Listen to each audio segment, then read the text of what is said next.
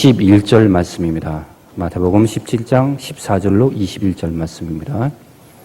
말씀을 함께 읽겠습니다.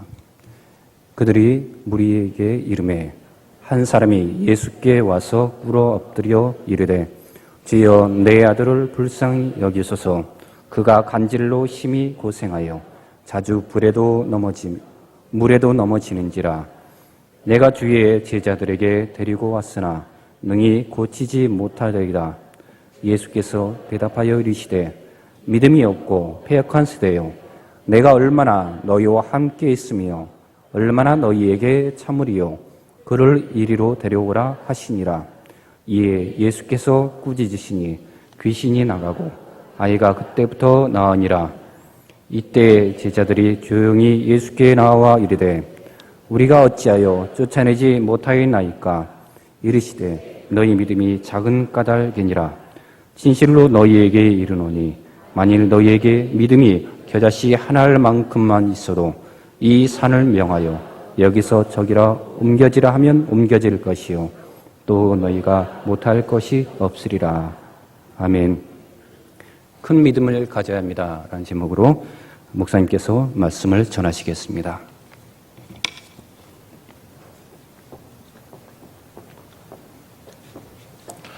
오늘 말씀 나누기 전에 박구빈 선교사님이 모교회 이제 사역 마치고 모교회에 오게 됐는데요. 지금 어디 계시나요? 거기 예. 나와서 잠깐 좀 말씀해 주시죠.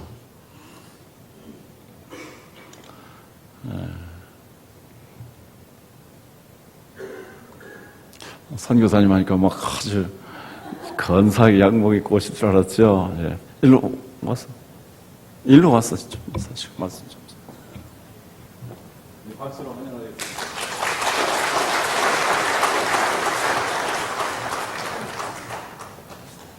네, 안녕하세요. 로고스홉에서 지난 2년 동안 사역을 마치고 지난 8월 말에 돌아왔고요.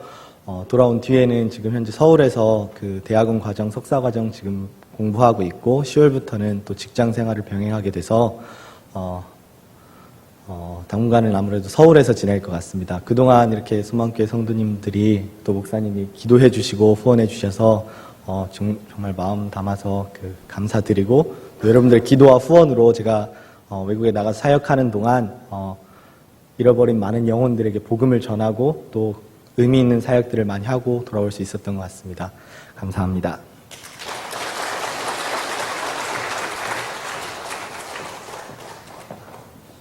제가 7분 동안 말씀 전하라고 그랬는데요. 겸손해서 이 예배 시간 소중히 여기서 또 그러신 것 같습니다.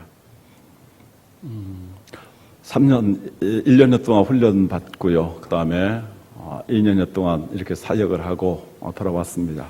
또 하나님의 은혜로 이제 수학을 전공하고 또 수학자의 길을 가려고 했는데 선교 활동을 하면서 어려운 나라들의 경제를 도울 수 있도록 이 경제학을 공부하기 위해서 카이스트 경영대학원에 들어가게 되었습니다. 들어가게 된 것도 하나님의 은혜이고 또 공부하면서도 유명한 사우디아라비아의 석유 다국적 기업 회사에 취직을 하게 되었는데 선교 사역을 하는 가운데서 얻은 경력이 인정되어서 경력 팀장으로 가게 되었습니다. 그래서 얼마나 감사한지요. 그래서 하나님께서 더 귀하게, 더 유능하게, 더 높게 이렇게 사용하려고 준비하신 줄을 믿습니다. 우리 박수로 격려하고 감사로 축복하시겠습니다.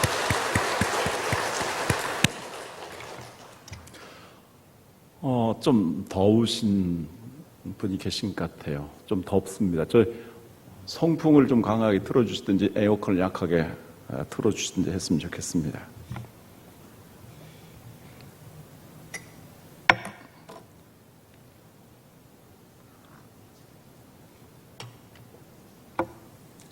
어, 1800년대 초 미국에서 있었던 일입니다. 한 회사원이 30대의 젊은 나이에 무능하다고 찍혀서 해고를 당하게 되었습니다. 그는 집에 돌아와 아내에게 정직하게 이 사실을 알렸습니다. 그리고 말합니다. 나는 인생의 실패자입니다. 매우 지혜로운 아내 소피아는 믿음이 있었습니다. 그는 이렇게 말합니다. 아닙니다. 당신이 이제부터 당신이 하고자 하는 일, 글을 쓰는 일을 이제 할 수 있게 되었습니다. 그럼 우리가 어떻게 생활할 수 있습니까? 제가 푼푼히 모아둔 돈이 있기 때문에 1년 동안은 생활할 수 있을 것입니다. 1년 안에 시장성 있는 작품을 내야 되는데 그게 가능할까요? 우리가 하나님을 신뢰하고 하나님께 기도하게 되면 하나님이 도와주실 것입니다. 두 부부는 손잡고 하나님 앞에 간절히 기도했습니다. 그리고 1년 안에 이제 소설을 냈습니다. 2번 들려준 이야기라는 작품을 발표했습니다. 그래서 어느 정도 먹고 살 수는 있었습니다. 그러나 아주 인기 있는 책은 아니었습니다. 그는 10여 년 동안에 각고의 노력을 하면서 미국에서 가장 훌륭한 작품 중에 하나인, 그리고 청교도에 대한 각성이 실려있는 유명한 소설을 쓰게 됩니다. 그것이 바로 주홍글씨라는 소설입니다. 이것은 나다넬 호돈의 이야기입니다. 실패가 인생의 새로운 계기가 된 것입니다. 호돈으로 하여금 실패를 성공으로 만들어가게 된 것은 그와 그의 아내의 하나님에 대한 굳은 믿음, 큰 믿음이었습니다. 우리는 지금 전 세계가 위기의 시대라고 진단하고 있습니다. 환경과 기후가 얼마나 위기 가운데 있습니까?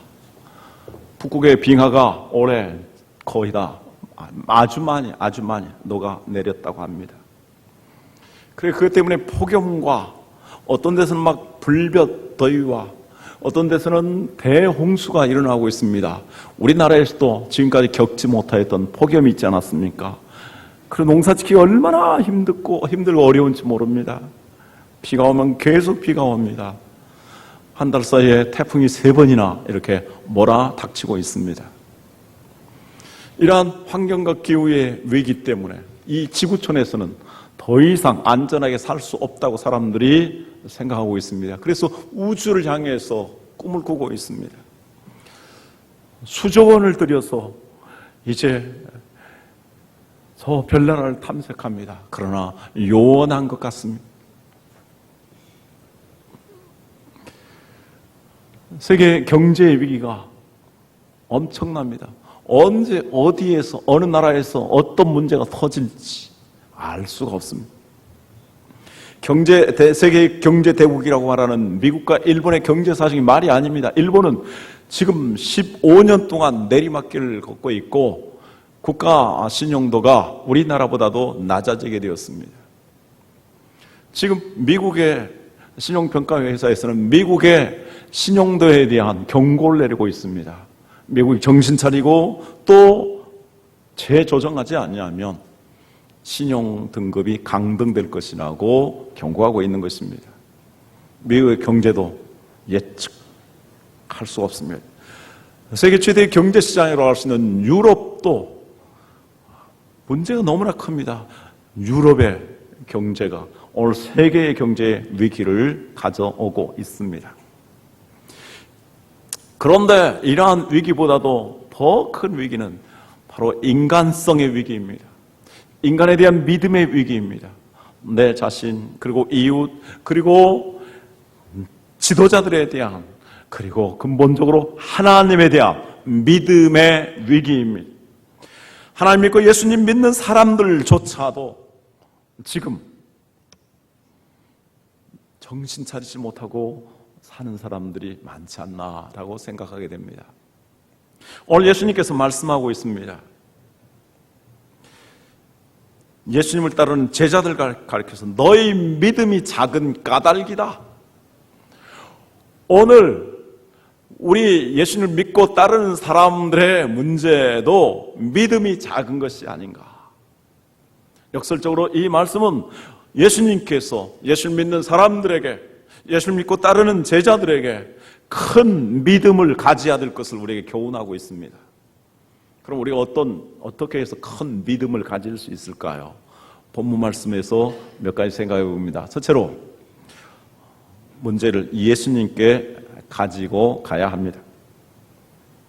우리 사랑하는 성도님들, 여기 계시는 여러 성도님들은 아마도 두 가지 환경 때문에 이렇게 교회에 오게 되었고 신앙을 갖게 되었을 것입니다. 하나는 부모님이 예수를 믿으니까 자연스럽게 모태 신앙이 되어서 교회에 나온 사람들일 것입니다. 또 하나는 인생 살아가는 과정에서 어려운 문제를 경험하면서 나의 한계를 느끼고 이제 전능하신 하나님을 찾아 나오게 되었을 것입니다. 어떻게든지 우리가 교회에 나왔을 때 우리 눈에 직접 보이는 것은 하나님이 아닙니다. 예수님도 보이지 않습니다. 보이는 것은 목사를 비롯한 교역자들과 또 장로를 비롯한 여러 교회의 일꾼들이 보입니다. 조금씩 교회에 정착하면서 이제 내 삶의 아픈 문제, 고민의 문제를 내놓기 시작합니다. 그리고 기도를 부탁하기도 하고 함께 기도하기도 합니다. 정말 교역자들이 또 목자들이 또 교회의 일꾼들이 나를 위해서 기도해 주신다라는 것은, 기도한다라는 것은 참으로 감사하고 귀한 일입니다. 그러나 우리 인생 살아가는 데 있어서 어떤 문제들에 대해서는, 특히 큰 문제와 시련과 시험들에 대해서는 교역자들이 기도를 해도, 여러 하나님의 일꾼들이 기도를 해도 해결이 되지 아니할 때, 응답이 되지 아니할 때가 있습니다.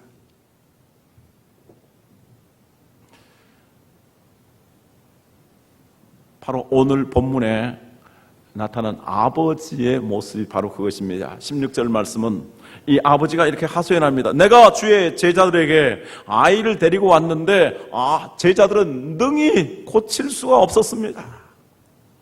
목사님이 기도해도 별 수 없고, 전도사님이 기도해도 별 수 없고, 장로님이 또 권사님이, 우리 목자가 기도해도 응답이 되지 않냐고, 문제가 해결되지 않더라 하는 것입니다.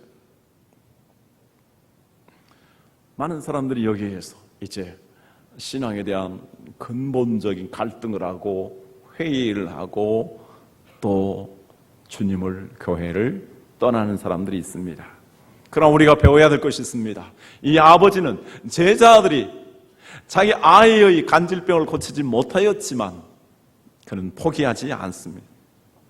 그는 낙심하긴 하였지만 그 현장을 떠나지 않습니다. 버티고 기다립니다. 그랬더니 그 현장 속에 드디어 예수님이 나타나셨습니다. 할렐루야.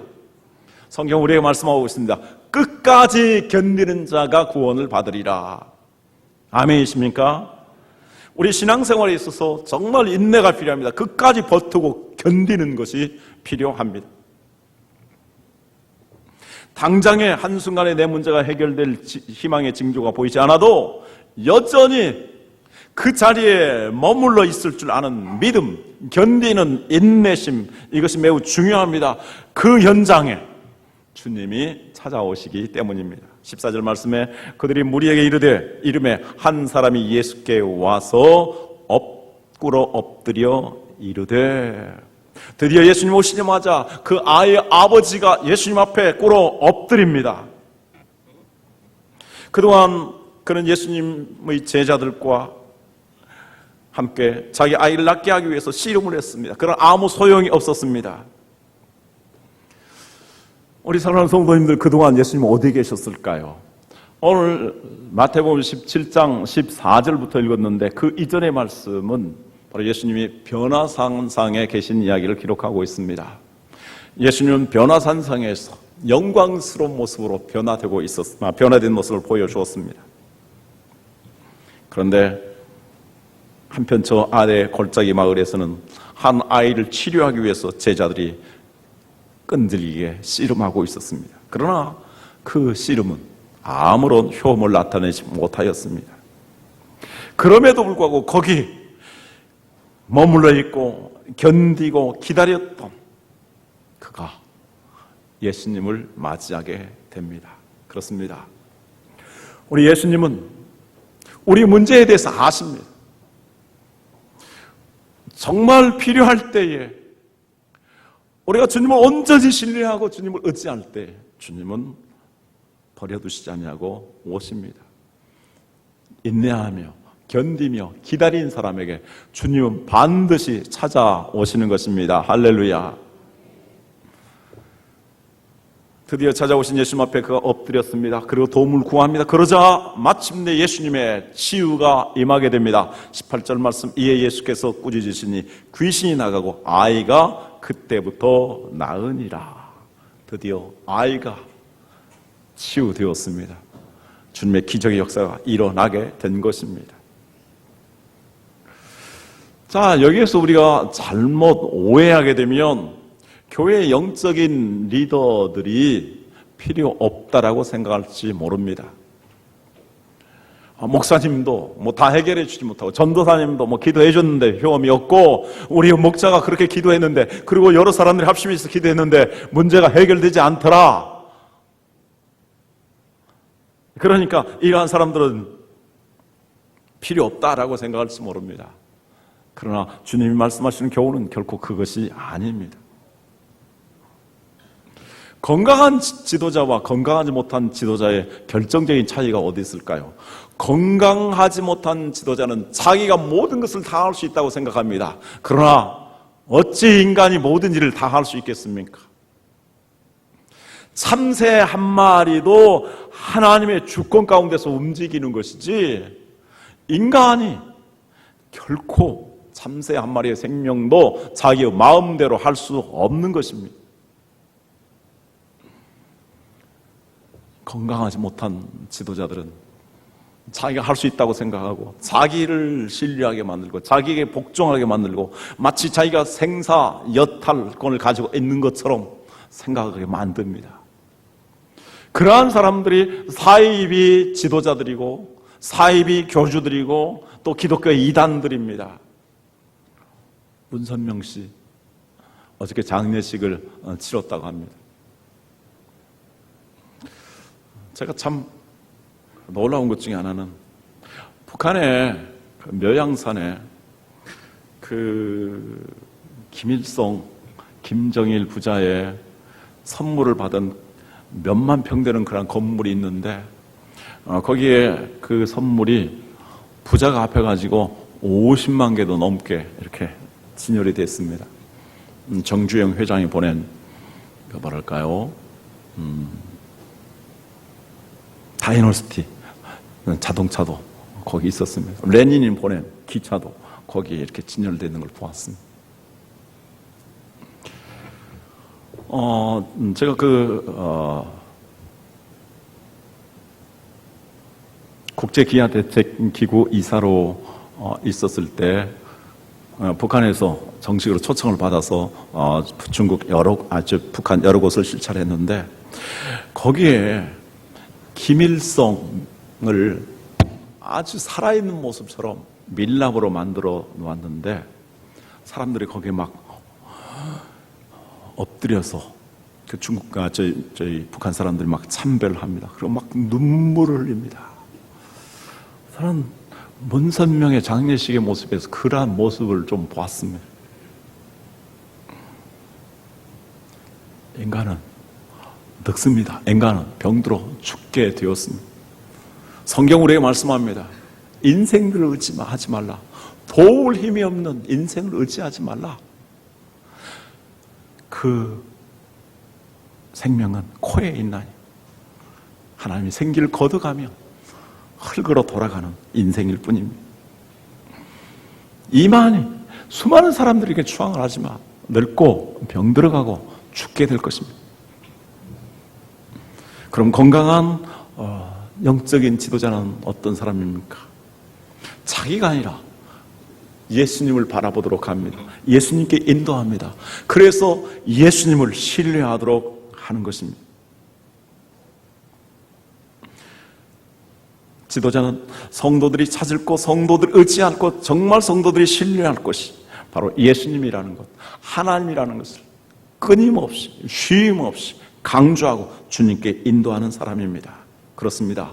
예수님만이 우리의 희망입니다. 예수님만이 우리의 구원입니다. 예수님만 우리를 치유할 수 있고 예수님만이 우리의 문제를 해결하십니다. 오직 예수님이십니다. 넘지 못할 산이 있거든 주님께 맡기세요. 우리가 넘지 못할, 해결하지 못할 것, 우리가 사람들에게 가지고 가는 것이 아니라 우리에게 주님에게 가지고 갈 수 있기를 바랍니다. 주님만이 그 문제를 해결해 주십니다. 다른 사람들에게 기도를 부탁합니다. 그런데 그 기도를 부탁해야 될 사람은 주님을 의지하는 사람이어야 됩니다. 내게 가져와라. 내가 기도하면 내가 다 해결해 주겠다.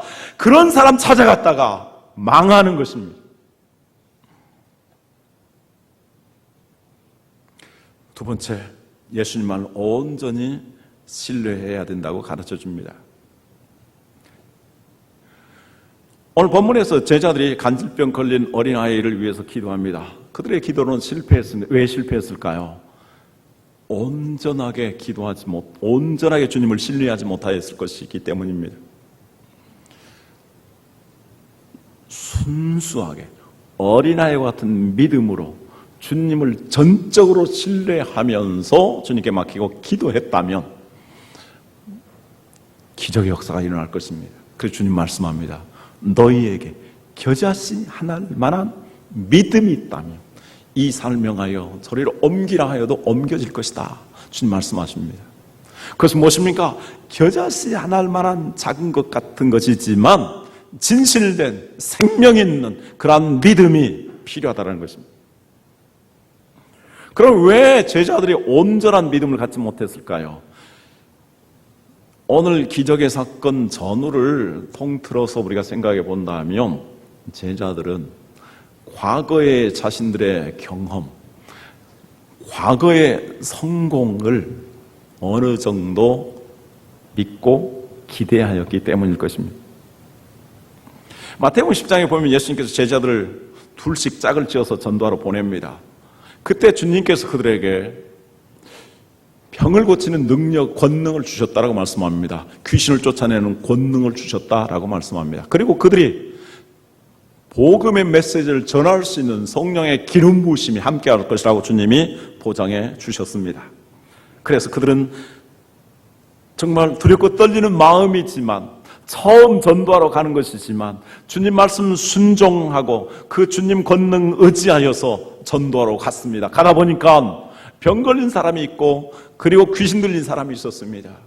주님이 우리에게 권능을 주셨다라고 약속했습니다. 그래서 그 주님 의지하면서 주님의 이름으로 그들이 기도하였더니 병자들이 나았습니다. 그리고 귀신들이 물러갔습니다. 너무 신기하고 놀라운 경험이어서 그들은 즉시 주님에게 돌아왔습니다. 그리고 보고합니다. 우리가 주님의 이름으로 기도하였더니 병이 치유되는 역사가 일어났습니다. 귀신들이 물러가는 역사가 일어났습니다. 이렇게 감격스럽게 보고했습니다. 이건 사실이었습니다. 그런데 그것은 과거에 성공한 사실이지 그것이 오늘의 성공을 보장해 주는 것은 결코 아닙니다. 그런데 과거에 성공했기 때문에 지금도 그들이 그렇게 기도하면 되겠지. 옛날에 성공했으니까 하나님 우리를 그렇게 사용했으니까 우리가 기도하면 되겠지라고 생각했는데 이렇게 과거의 성공, 과거의 경험을 의지하는 것이 오늘의 실패의 원인이 되어버렸습니다. 우리 사랑하는 성도님들, 과거에 성공했던 사실을 기억하면서 제자들은 그때 성공했던 진짜 원인을 잊어버리고 말았습니다. 무엇입니까? 그들이 어떻게 성공했습니까? 그들은 두렵고 떨리는 마음이었습니다. 그러나 주님의 말씀에 순전한 마음으로 온전하게 어린아이와 같이 신뢰하면서 나갔습니다. 그리고 그 주님 약속 의지하여서 그대로 기도하였습니다. 두렵고 떨리는 마음으로 주님 앞에 기도하였더니 역사가 일어난 것입니다.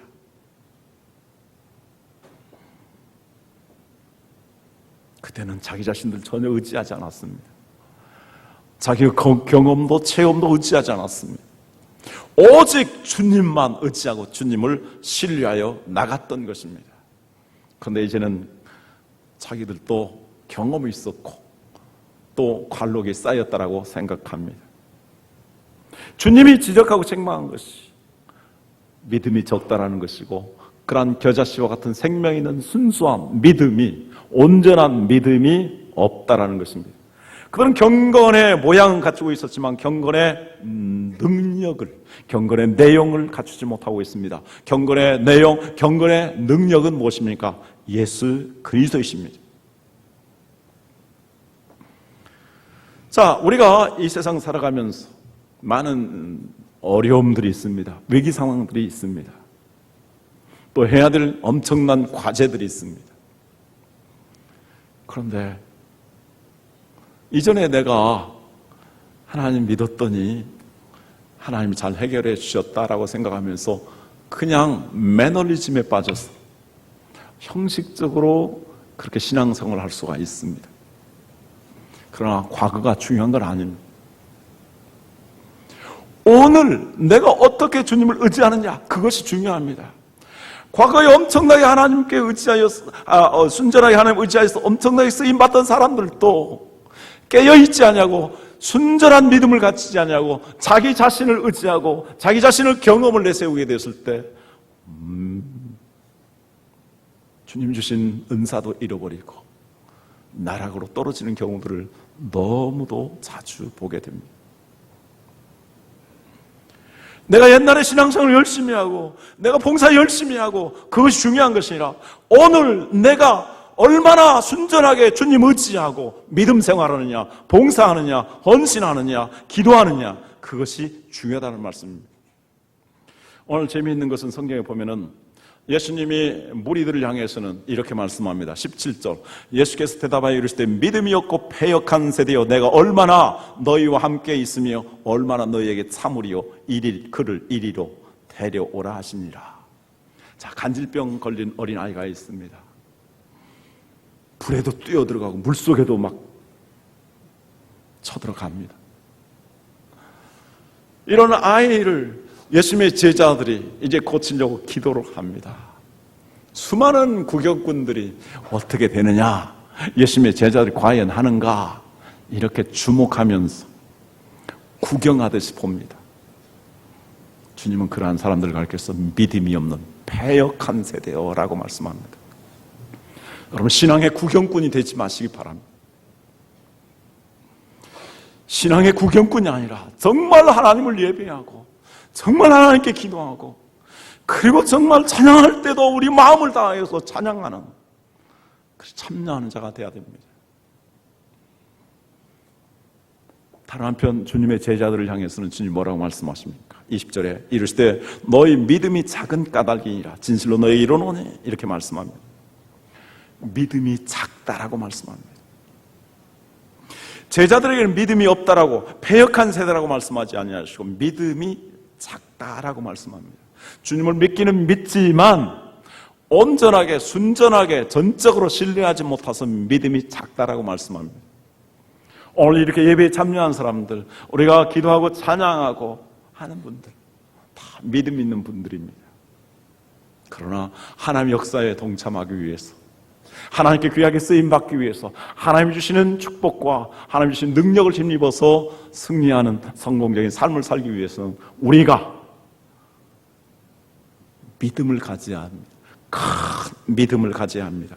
큰 믿음은 언제 어떠한 상황 속에서도 온전하게 주님을 신뢰하는 것입니다. 복음서에 보면 예수님의 제자들이 어느 날 예수님과 함께 배를 타고 갈릴리 바다를 건너가게 됩니다. 갑자기 풍랑이 일어났습니다. 예수님은 그 풍랑 속에서도 피곤한 몸을 기대시고 단잠을 이루십니다.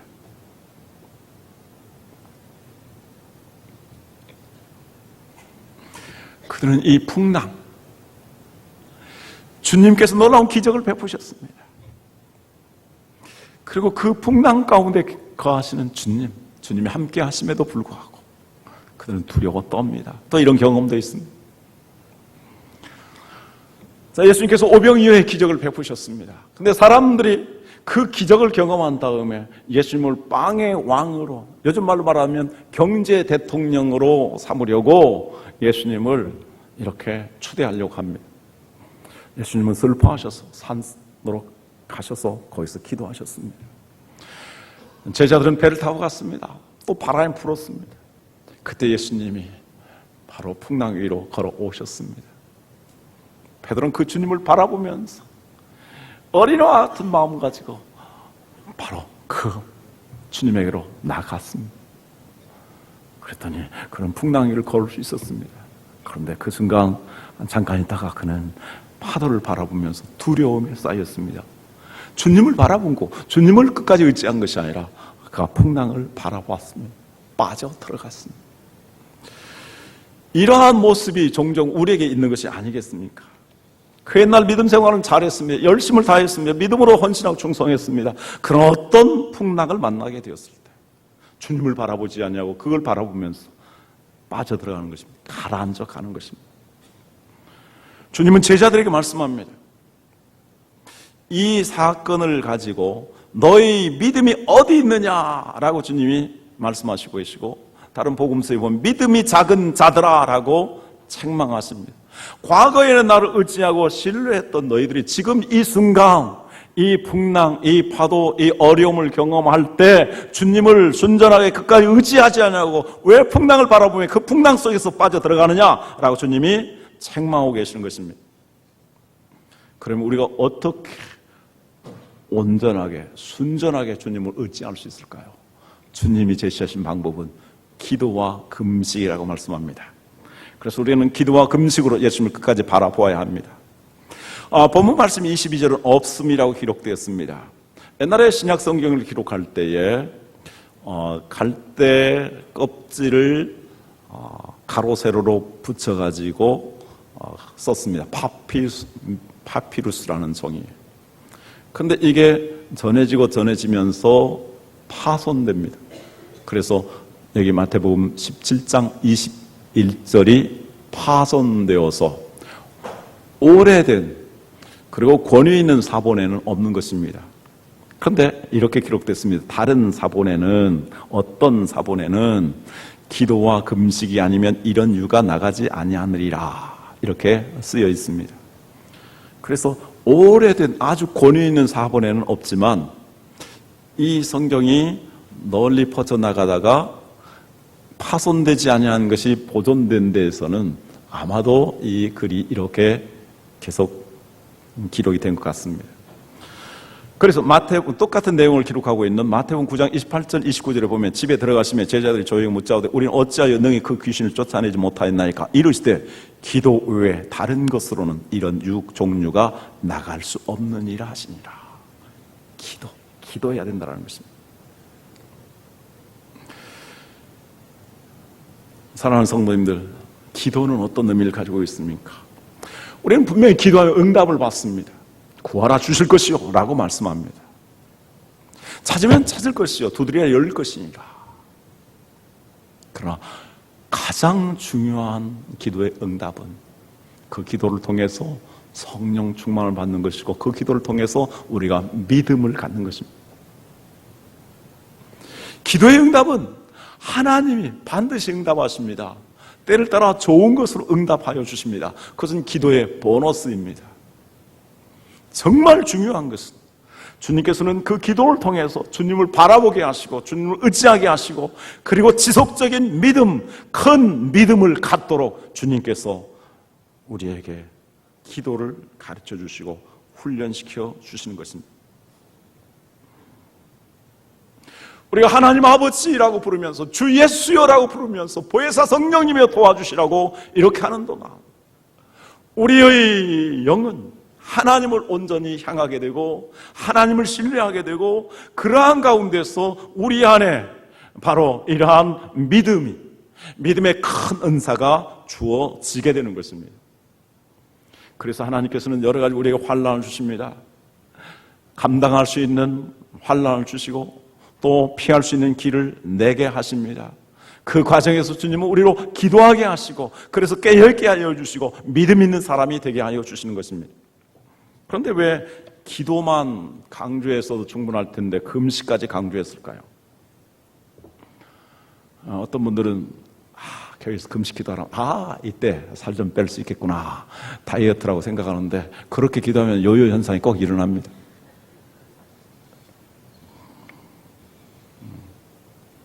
제가 이 몸이 조금 이렇게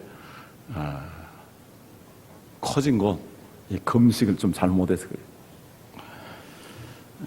금식한 다음에 정말 주의하고 또 노력해야 되는데, 주의하고 노력한다고 했지만 반드시 그 요요 현상이 자주 일어나더라고요. 우리는 아무리 바빠도, 아무리 할 일 많아도 금강산도 식후경이라고 해서 하루 3끼씩 꼬박꼬박 밥을 챙겨 먹습니다. 그리고 요즘에 3끼를 꼬박꼬박 먹어야 건강하고 그리고 신체 리듬을 잘 관리할 수 있다고 말합니다. 그런데 그걸 끊어야 되는 것이 금식입니다. 나의 가장 기본적인 욕구를 단절하고 오직 하나님을 향해서 집중하도록 하는 것이 금식입니다. 그러므로 금식을 할 때는 반드시 금식하는 동안 기도해야 합니다. 시간을 정해서 기도해야 합니다. 금식만 하고 기도하지 않으면 의미가 별로 없습니다. 시간을 정해서 기도하고 또 일을 한다 할지라도 순간순간 위에서 쪼락거리는 소리가 날 때마다 주여, 주여, 주여 하면서 기도하는 것이 이런 금식 기도입니다.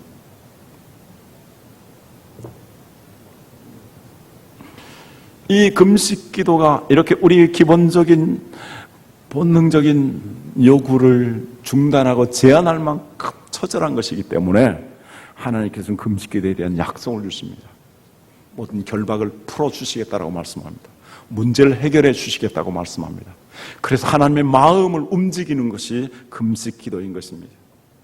우리 사랑하는 성도님들, 이 금식 기도의 은혜를 체험해 보셨습니까? 마르틴 루터는 금식을 너무 자주 해서 주변의 성도들이 만류했다고 합니다. 그때 그는 이렇게 말했다고 합니다. 금식의 의미를 모르는 사람들을 어떻게 그리스도인이라고 말할 수 있는가? 이런 말을 한 마틴 루터가 그 중세에 타락한 거대한 로마 카톨릭과 맞서서 싸운 사람입니다. 그가 그렇게 담대하고 당당하게 싸워서 승리할 수 있었던 것은 금식 기도를 통해서 주시는 믿음의 힘이었던 것입니다. 잔 칼빈도 마찬가지입니다. 교회사의 기록에 보면은 이렇게 기록하고 있습니다. 존 칼빈의 금식은 제네바를 거룩한 도시로 만들었다. 그 가장 타락한 용병제도와 그리고 사창가로 뒤덮인 이러한 타락한 제네바를 오늘날 종교적인 도시, 평화의 도시로 만들 수 있었던 것은 그의 금식 기도의 힘이었습니다. 우리 성도님들, 어려움을 당할 때마다, 큰 일을 이루기를 원할 때마다 하나님 앞에 때때로 금식 기도할 수 있기를 바랍니다. 앞으로 해피데이 전도 축제가 시작될 텐데 다음 주부터 우리가 금식하면서 시작할 것입니다. 그러나 40일 이렇게 금식할 필요는 없습니다. 성경에 40일 금식 기도를 권장한 데는 없습니다. 예수님이 그렇게 했을 따름입니다. 성경에서 우리가 가르치는 금식 기도는 하루 또는 3일 또는 길게 하면 일주일입니다. 그 이상의 금식 기도에 대해서 강조하고 있지 않습니다. 우리가 일하면서도 하루 정도는 금식하며 기도할 수 있습니다. 또 한 끼씩 일주일 정도 또 시간을 정해서 금식할 수 있습니다. 정말 중요한 결단, 또 하나님의 도우심을 구하기 위해서 3일 또는 일주일을 금식하면서 하나님 앞에 기도할 수 있습니다. 그 기도할 때 오직 주님께 초점을 맞춥니다. 주님만이 나의 구원이십니다. 주님만이 나의 소망이십니다. 주님만이 나의 능력이십니다. 주님께 모든 것 내려놓습니다. 주님께 맡깁니다. 주님이 해결해 주시는 그 방법과 주님이 해결해 주시는 내용을 내가 신뢰하고 믿습니다. 그리고 주님께서 해결해 주신 그것을 내가 믿음으로 받겠습니다. 살든지 죽든지 주님의 뜻대로 인도하여 주십시오. 주님을 신뢰합니다. 이게 바로 주님께 맡기는 결단의 금식기도입니다.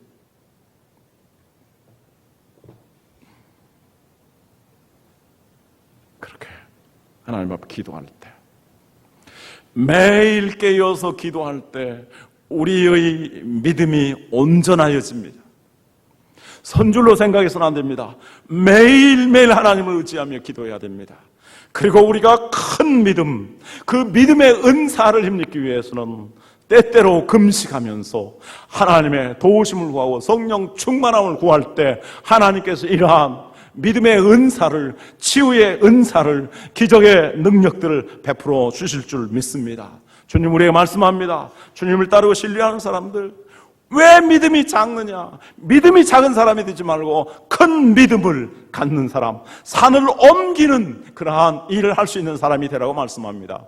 우리 모든 성도님들이 이러한 큰 믿음을 갖기를 원합니다. 이러한 어려운 시대에도 사막에서 강물을 흐르게 만들며 그리고 바다에 길을 내는 그러한 믿음의 사람들이, 믿음의 교회가 되기를 주님의 이름으로 축원합니다. 기도하겠습니다.